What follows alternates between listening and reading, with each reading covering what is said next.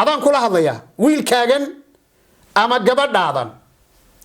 qof kastoo xumaan sameeya yaa meesha uu jecel yahay gaarsiiya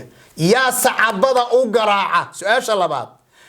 social mediaha qabaliyada quruntay ee wasakhda ah ee nabigu uu sanka ka qabsaday عليه الصلاة والسلام سوشيال ميديا كالصعودة يا دي رجلية دادك قبائل كعينية يا دي رجلية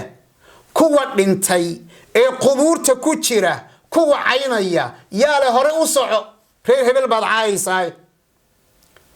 أبيقوي إنده إن هدي آن حمان كإلالينا إنه سمعد الصومالي إنما هدان إلالينا إنه jiilka noo soo koraya haddaanu u danaynayno qofkan xumaanta la soo galay meesha waan goyn lahayn. Assalaamu calaykum waraxmatullaahi wabarakaatu. Kulanti wanaagsan daawadayaal mar kale waa barnaamijkeenii uu martida inoogu ahaa Sheekh Maxamuud Abu Dalxa oo ka mid ah culimada Soomaaliyeed. markan barnaamijka sheekha waxaynu ku weydiin doonaa arrin aad u muhiim ah oo bulshada Soomaaliyeed guud ahaanba qof kastaba gurigiisa ugu tagtay oo ugu saameysay arrintaasi waa baraha bulshadu ay ku xidhiidho ama social media ama baraha bulshada ay ku xidhiidho waxay leeyihiin laba waji oo waa sidii midi laba af leh qofkii si wanaagsan u isticmaalana wax wanaagsan iyo wax badan buu ka faa'iideysan karaa oo ka baran karaa qofkii si xun u isticmaalana wax badan oo khaldan ayuu ku gudbin karaa oo dadka ayuu ku dhibaateyn karaa haddaba social media bulshada Soomaaliyeed sidii la rabay ma uga faa'iideysteen sidee u wajaheen arrimaha iyo macluumaad kale oo la xiriira waxaan doonayaa inuu sheekhu bal si faahfaahsan inooga hadlo ama inoogu sharxo soo dhow Sheekh Maxamuud.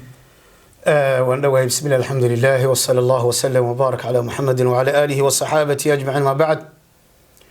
هرتا درويش ومركي كوباد أو عن سوشيال ميديا عن دتك كلا هذا الله أنتي سويناك سنة عن دتك أشيغنو أنت حنا عن دتك أجدجنو هرتا مركي كوباد ما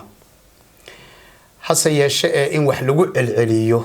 مر بدن فإذا كدلتا وحيتها هاي قف بaa laga yaabaa inuu Ilaahay ku anfaco subhanahu wa ta'ala sidoo Allah yiri wadakir fa inna dhikra tanfa'u almu'minin waanadu waxay anfacaysaa midka ama qofka muuminka marka labaad waxaan uga jeednaa macdiratan ila rabbihim aw macdiratan ila rabbina inaan qiyaamana la dhihin fasaadka aad arkayseen goob joogana aad u ahaydeen cimrigeedana Allah u idin gaarsiiyay aqligeedana la idin siiyay cilmigeedana la idin hibeeyay maxaa dadka ugu baraarujin weydeen oo uga digileedeen marka macdiratan ila rabbina iyo min baabi wadakir fa inna dhikra tanfa'u almu'minin takraarka iyo shayga lagu celceliyo marar badan faa'iido ayaa laga helaa halka anigoo ka duulaya oo dhahayni wax badan baad ka hadashay social media su'aashaadina aan ku soo dhawaado jawaabteeda waxaan leeyahay maya sidii la rabay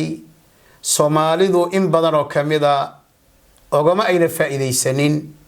bal ooma ayna fahmin inay tahay aalad saad sheegtay mindi laba af leh in badan oo kamida ma ayna fahmin waxay isku soo jeediyeen qaybtii wax dilaysay mindida ay in badan oo kamida isku soo jeediyeen dhinacan ooga hadlaya maanta social media way ka yar duwan tahay waa su'aalo aniga laftayda su'aalaha hadda adi weydiisay aan doonayo inaan weydiiyo dadka walaalahayga ah ee Soomaaliyeed ee aan jeclahay ee rag iyo dumarba ka kooban anigoo aaminsan in badan oo wanaagsan inay ku dhex jiraan anigoo aaminsan in badan oo si qurux badan u isticmaasha inay jiraan anigoo aaminsan in badan oo cilmi ku soo gudbisa inay jiraan haddana warku wuxuu ku socdaa risaaladana ay ku socotaa su'aalahana ay ku socdaan cidda sida xun u isticmaasha su'aasha koobaad waxaan doonayaa inaan la hadlo midka xumaanta sameynaya ee xumaan ku soo galaya ma aha laakiin su'aashaydu waxay tahay man yushajja waa kuma qofka ku geesinimo geliya ee ku dhiiri geliya ee falowga siiya ee layga siiya waa kuma qofkan xumaanta la soo fadhiisay social media bal qof loo su'aasha ka jawaab ma soo dhaweeyaa mar labaad fahanka soo dhaweeyo qofkan xumaanta la soo fadhiistay social media waxa dhiiri gelin kara ama uu horsocod uu ku samayn karo ama uu meel ku gaari karo hadduu lacag ka doonayo lacag uu ku heli karo hadduu magac ku doonayana magac uu ku gaari karo waa maxay waa hadbasan anigu u dhagaysto adigana u dhagaysato horay u socona aan kugu dhiiri geliyo taas weeye midda su'aasha mudan in jawaabteeda la helo yaa dhiiri geliya dadka xumaanta faafiya bal qof walba uu su'aasha aday kugu socotaa aniga iyo darwiish bay nagu socotaa yaa dhiiri geliya yaa qayb ka qaata yaa qofkan horay u soco dhaha yaa meel fog gaadhsiiya inanay haddaan intaa loo sameeyeen halkaa ma gaadhe si kale aan u dhaho hadday daacadnimo diintu hadday daacad naga tahay caruurteenna haddaan si dhaba ugu danaynayno indhaheenna haddii aan xumaan ka ilaalinayno dhagaheenna wax xun inay maqlaan haddaan ka ilaalinayno sumcadda soomaalinimo haddaan ilaalinayno jiilka noo soo koraya haddaanu u danaynayno qofkan xumaanta la soo galay meesha waan goyn lahayn waan jari lahayn waana sida sharciga ah weeye si kale aan ku soo dhawaado man dalla calaa khayrin ka faacilihi nabiga yidhi sala allahu calayh wasalam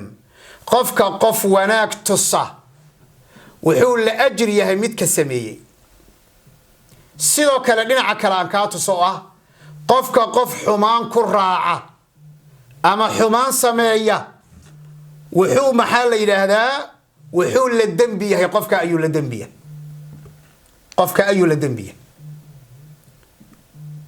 macnaheedu marka intaa ma la fahmay waxaan u baahannahay kiliibkan qofkuu soo gaadho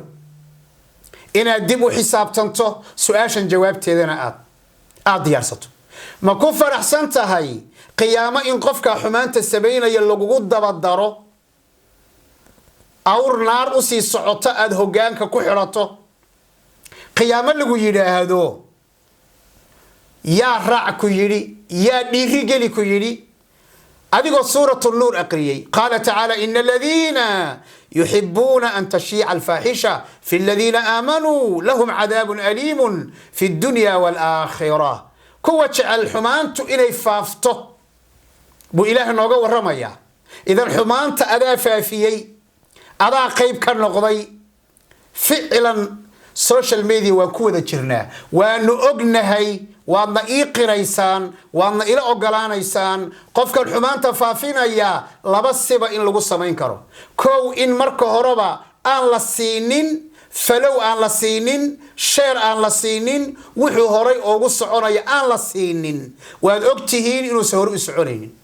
labo haddaan damacno inaanu qofkan xumaanta ka joojinana waad ogtihiin inaan kala soo noqon karno falowga in lagala soo noqon karo waad ogtihiin qofka meel cididuu soo istaagaya saddex waxaad ogtihiin haddaan min baabi tacaawun cala albiri haddaan u soconno oon ilaahay ka cabsanayno intaas oo qof hadday isu tagaan inay qofkan ka xidhi karaanna waad ogtihiin